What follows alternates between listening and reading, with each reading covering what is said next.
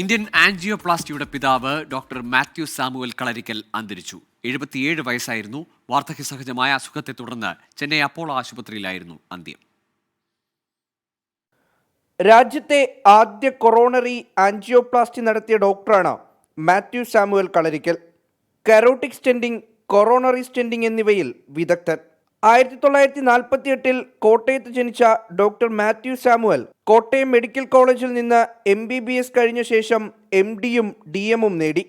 Paediatric surgery ട്യൂട്ടറായി സേവനം ആരംഭിച്ചു. വിദേശ പഠനവും പരിശീലനവും കഴിഞ്ഞ് 1986 ചെന്നൈയിലെത്തിയ ശേഷമായിരുന്നു ആദ്യ കൊറോണറി ആൻജിയോപ്ലാസ്റ്റി നടത്തിയത്.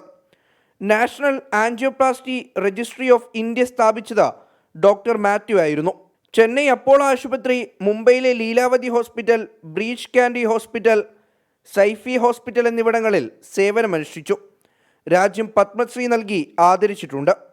സംസ്കാരം 21 വൈകിട്ട് 3 മണിയോടെ കോട്ടയം മാങ്ങാനം സെൻറ് പീറ്റേഴ്സ് മാർത്തോമ പള്ളി സെമിത്തേരിയിൽ നടക്കും. 24 ചെന്നൈ.